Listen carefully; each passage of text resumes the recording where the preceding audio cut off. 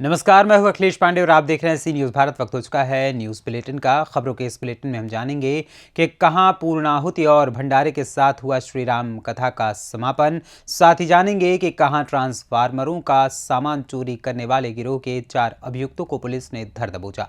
और भी ऐसी तमाम खबरों पर आई विस्तार से करते हैं चर्चा। बहराइच के रुपेडिया में ईसाई धर्म के संस्थापक प्रभु यीशु मसीह के जन्मदिवस क्रिसमस डे के अवसर पर रविवार को रुपेडिया स्थित गिरजाघर चर्च में प्रार्थना सभा आयोजित की गई तथा प्रभु यीशु से देश और दुनिया में शांति और भाईचारे की कामना की गई।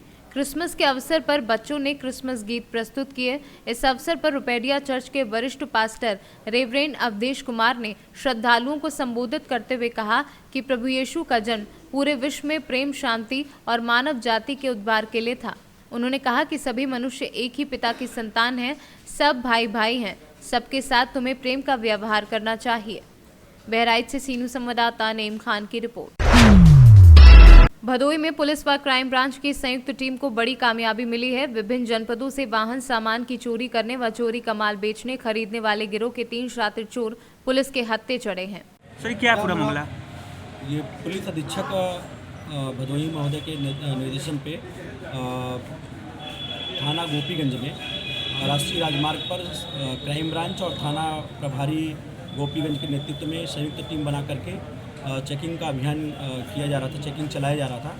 तो 25/26 की रात में उसी दौरान कुछ संदिग्ध व्यक्ति जा रहे थे पिकअप लेकर के, और उनको रोकने का जब प्रयास किया गया तो सर्वप्रथम उन्होंने रोकने में हीला हवाले की और मुठभेड़ पुलिस पर जो है फायरिंग किया। तो दौरान मुठभेड़ हमारी टीम ने उनको पकड़ा है और जब पूछताछ किया गया, सघन पूछताछ उनसे किया गया, तो ये बात निकल के सामने आई कि दीपक सचान इसमें दीपक सचान जो कानपुर नगर का रहने वाला है और एक थाना गोपीगंज का अवधेश कुमार और एक जनपद सोनभद्र का रहने वाला है चंद्र प्रकाश, ये तीनों लोग थाना का नौबस्ता कानपुर जनपद से एक पिकअप में काफ़ी सामान जो भरा हुआ था उसको ले जाकर चोरी करके बेचने के फिराक में थे। और इस दौरान जो मुठभेड़ हुआ उसके दौरान ये लोग पकड़े गए हैं। इस संबंध में थाना गोपीगंज पर मुकदमा पंजीकृत कर लिया गया है और मुकदमा पंजीकृत करके विधिक कार्रवाई की जा रही है। इनको गिरफ्तार कर लिया गया है और ये पूछताछ के दौरान ये चीज़ें निकल के आई हैं कि ये जो माल है ये कानपुर नगर का है। इस संबंध में कानपुर के नौबस्ता थाने पे भी मुकदमा पंजीकृत है और जब इनका और गहराई से छानबीन किया गया इनके आपराधिक इतिहास के बारे में, तो ये जो मुख्य अभियुक्त है दीपक सचान, इसके ऊपर कई चोरी के मुकदमे, जालसाजी के मुकदमे और आर्म्स एक्ट के मुकदमे कई लिखे गए हैं पूर्व में। काफ़ी इसकी क्राइम हिस्ट्री काफ़ी है और इस मुठभेड़ के दौरान भी इसके कब्जे से एक 12 बोर का जो है अवैध शस्त्र बरामद भी किया गया है। सर, कितने लोग घायल हुए हैं? घायल की नहीं है। मुठभेड़ के दौरान जो है फायरिंग इन्होंने किया, लेकिन हमारी टीम ने बहादुरी से जो है इन लोगों को पकड़ लिया। सर, कितनी कीमत का माल होगा और किस तरह का माल है, उसमें क्या लगा हुआ है? इसमें जैसे कि सर्फ साबुन जो है, विम बार साबुन लगभग जो है लाखों की कीमत का है। अभी इसका आकलन हम लोग कर रहे हैं, लगभग 8.5 लाख का कीमत का है। और भी चेकिंग और भी जानकारी गहराई से इसके संबंध में की जा रही है और विवेचना के दौरान जो भी चीज़ें निकल के सामने आएंगी वो कार्रवाई की जाएगी। भदोई से सीनू संवाददाता प्रदीप दुबे की रिपोर्ट।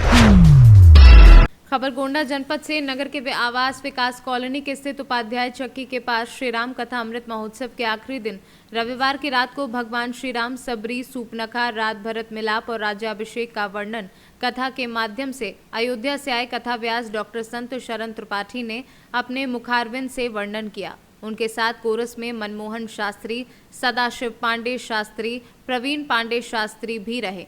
मंच पर भगवान श्री राम, लक्ष्मण और माता जानकी की झांकी निकाली गई। डॉक्टर SK मिश्रा, राजू ओझा, प्रेम कुमार पाठक, सुरेंद्रनाथ मिश्रा व अन्य लोगों ने माता जानकी और श्री राम का आशीर्वाद लिया। गोंडा से सीनू संवाददाता कल्पराम त्रिपाठी की रिपोर्ट। थाना हापुड़ देहात पुलिस ने चेकिंग के दौरान ट्रांसफार्मरों का सामान चोरी करने वाले गिरोह का पर्दाफाश करते हुए गिरोह के 4 अभियुक्तों को गिरफ्तार किया है, जिनके कब्जे से चोरी के ट्रांसफार्मर का सामान, ट्रांसफार्मरों को खोलने के उपकरण, अवैध चाकू व घटना करने में प्रयुक्त 2 ऑटो बरामद किए हैं। श्रीमान पुलिस अधीक्षक हापुड़ द्वारा अपराधियों के विरुद्ध चलाए जा रहे अभियान के अंतर्गत हापुड़ देहात पुलिस द्वारा ट्रांसफार्मर चोरी के एक शातिर गैंग को गिरफ्तार किया गया है। इसमें 4 अभियुक्तगण को गिरफ्तार किया गया है। इनके कब्जे से चोरी किए गए ट्रांसफार्मर के पार्ट्स, चोरी करने के उपकरण, चाकू व घटना में प्रयोग किए गए 2 ऑटो बरामद किए गए हैं। अभियुक्तगण शातिर अपराधी हैं। इनका बड़ा आपराधिक इतिहास है और इनको गिरफ्तार करके जेल भेजा जा रहा है। हापुड़ से सी न्यूज संवाददाता नरेंद्र सिंह की रिपोर्ट। प्रयागराज जिले के नैनी स्थित शुआर्ट्स में बड़ा दिन मानव मुक्ति दिवस के रूप में मनाया गया। इस अवसर पर परमेश्वर की प्रार्थना, आराधना तथा मसीही गीतों की प्रस्तुति की गई। कार्यक्रम की शुरुआत प्रभु यीशु मसीह की प्रार्थना से हुई। शुआर्ट्स कुलपति एवं यीशु दरबार चर्च के bishop master professor Rajendra B Lal ने सभी को मानव मुक्ति दिवस की शुभकामनाएं दी। इस अवसर पर निदेशक कैंपस मिनिस्ट्री डॉक्टर सुधा लाल, केन्या से आए जॉन मुगा व उनकी पत्नी, प्रति कुलपति प्रोफेसर SBL लाल, प्रति कुलपति प्रोफेसर जोनाथन A लाल, कुल सचिव व अन्य लोग मौजूद रहे। भारत बहुत बड़ा महान देश कहलाए और ये महान है जिसमें हर जाति रहती है, लेकिन संदेश ये है कि कोई भी आपस में एक दूसरे से लड़े ना और सबको अपना भाई समझकर इस दुनिया में प्रेम के साथ करें। आमीन। क्राइस्ट का मास का मतलब है गैदरिंग, क्रिस्टमस। क्राइस्ट का मतलब मसीहा के गैदरिंग, मसीहा का इकट्ठा होना, लोगों को मसीह का जन्म दिवस को सेलिब्रेट करने वालों को क्रिसमस कहते हैं। और क्रिसमस एक मात्र परमेश्वर का संदेश है। ये कोई रिलीजियस त्यौहार नहीं है। इसको रिलीजियस त्यौहार के रूप में मनाने की आवश्यकता नहीं है। ये परमेश्वर का संदेश है दुनिया के लिए कि परमेश्वर ने जगत से ऐसा प्रेम रखा कि उसने अपना इकलौता पुत्र भेज दिया मनुष्य बनाकर, ताकि जो कोई इस पर विश्वास करे वो नाश न हो परंतु अनंत जीवन पाए। सारे संसार पर परमेश्वर की आत्मा का राज्य यानी शांति का राज्य और परमेश्वर के सत्य का आत्मा का राज्य यीशु मसीह की जिम्मेदारी थी। और परमेश्वर ने अपने पुत्र को मनुष्य बनाया। मनुष्य और परमेश्वर के बीच की दूरी समाप्त कर दी। अब हमें कहीं खोजने की आवश्यकता नहीं है। वो स्वयं मनुष्य बन गया, हम जैसा मनुष्य बन गया और हमसे बातचीत करने के लिए अपने आप को देह धारण करके कुर्बानी तक कर दी और तीसरे दिन मुर्दों में से जिंदा हो गया और जीवित स्वर्ग पर उठाया गया 40 दिन के बाद। इसीलिए हम 2022 ईस्वी 2022 AD कहते हैं, that is year of the Lord, यानी यीशु मसीह के जीवित होने के बाद। और दुनिया ने उन्हें प्रभु कहा, सारी जगत ने उन्हें प्रभु का दर्जा दिया और प्रभु के रूप में पहचाना और परमेश्वर के पुत्र के रूप में पहचाना। और जब परमेश्वर के पुत्र के रूप में हम पहचानते हैं, यही हमारी मुक्ति है, यही हमारा उद्देश्य है कि मनुष्य बनकर परमेश्वर ने अपने प्रेम को जाहिर कर दिया सारे जगत के ऊपर कि जो कोई मेरे पुत्र को ग्रहण करेगा वो मुझे ग्रहण करेगा। यानी सृष्टिकर्ता को ग्रहण कर रहा है अगर पुत्र को ग्रहण कर रहे हो, क्योंकि अनंत जीवन परमेश्वर ने दिया है वो अपने पुत्र में दिया है। पाप तो सारे जगत ने किया और पाप का दंड तो मृत्यु है, पर परमेश्वर का वरदान प्रभु यीशु मसीह में, हमारे प्रभु यीशु मसीह में अनंत जीवन। बस यही इस क्रिसमस का संदेश है कि परमेश्वर का पुत्र अनंत जीवन लेकर सारी पृथ्वी के लिए आया। जो उसे ग्रहण करेगा उसे वो परमेश्वर का बेटा बेटी होने का अधिकार देगा। तो इसलिए इसमें कोई रिलीजियस फेस्टिवल नहीं है, ये परमेश्वर के राज्य का फेस्टिवल है। परमेश्वर के राज्य का यानी स्वर्ग राज्य का पृथ्वी पर आना निश्चित है। हम मरने के बाद स्वर्ग में जाएं और स्वर्ग में जाके जिंदगी और परमेश्वर के बीच की दूरी समाप्त कर दी। अब हमें कहीं खोजने की आवश्यकता नहीं है। वो स्वयं मनुष्य बन गया, हम जैसा मनुष्य बन गया और हमसे बातचीत करने के लिए अपने आप को देह धारण करके कुर्बानी तक कर दी और तीसरे दिन मुर्दों में से जिंदा हो गया और जीवित स्वर्ग पर उठाया गया 40 दिन के बाद। इसीलिए हम 2022 ईस्वी 2022 AD कहते हैं, that is year of the Lord, यानी यीशु। प्रयागराज से सी न्यूज संवाददाता मंगला प्रसाद पटेल की रिपोर्ट। कुशीनगर नगर पंचायत कप्तानगंज में श्री श्याम सेवा समिति के तत्वाधान में श्री श्याम महोत्सव का आयोजन किया गया, जिसके उपलक्ष्य में निशान शोभा यात्रा निकाली गई, जो मंगलवार की बाजार से होकर चांदनी चौक, आजाद चौक, धर्मशाला रोड होते हुए पुनः कार्यक्रम स्थल मंगल की बाजार में आकर समाप्त की गई। कुशीनगर से सी न्यूज संवाददाता मनोज गुप्ता की रिपोर्ट। Army public school Meerut Cantt में 10 दिवसीय वार्षिक एथलेटिक मीट का समापन समारोह हुआ। कार्यक्रम के मुख्य अतिथि जीओसी पश्चिम यूपी सब एरिया मेजर जनरल अनुपम भागी YSM SM रहे तथा guest of honour Anju Bhagi अध्यक्षता FWO army wives welfare association रही। इनके अतिरिक्त brigadier Rajiv Kumar, chairman army public school, Manisha Kumar, colonel Mahesh Pawar, colonel Rachit Sharma व अन्य सैन्य अफसरों के अतिरिक्त सभी स्कूल प्रमुखों के प्रधानाचार्य भी उपस्थित रहे। मेरठ से सी न्यूज संवाददाता जावेद अब्बासी की रिपोर्ट। मोतिहारी नगर निकाय चुनाव 2022 के दूसरे चरण में नगर निगम मोतिहारी का चुनाव होना है, जिसके लिए 28 दिसंबर को मतदान होना है। नगर निगम पार्षद पद के अपनी किस्मत आजमा रहे हैं। प्रत्याशियों ने चुनावी मैदान में जोर आजमाइश शुरू कर दी है। वहीं नगर निगम के हरदिया वार्ड नंबर 31 के वार्ड पार्षद प्रत्याशी आकृति देवी ने नगर निगम पार्षद पद के लिए अपना भाग्य आजमा रही हैं। वहीं पार्षद प्रत्याशी आकृति देवी ने अपने समर्थकों के साथ पैदल मार्च निकाला है और जो पैदल मार्च एक जनसभा में बदल गया है।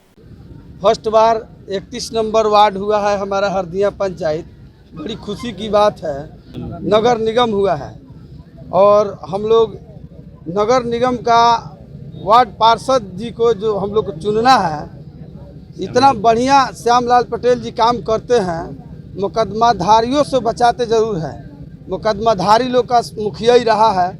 इस बार जो है पार्षद हम लोग श्यामलाल बाबू पटेल जी को बनाने जा रहे हैं और सब भाई जो है रोड पर उतरे हुए हैं। आपके नज़र के सामने की बात है।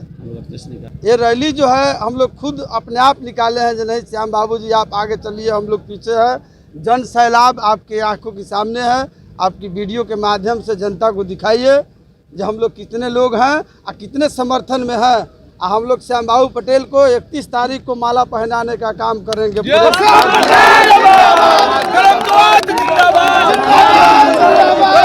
मोतिहारी से सी न्यूज संवाददाता सचिन कुमार अंशु की रिपोर्ट।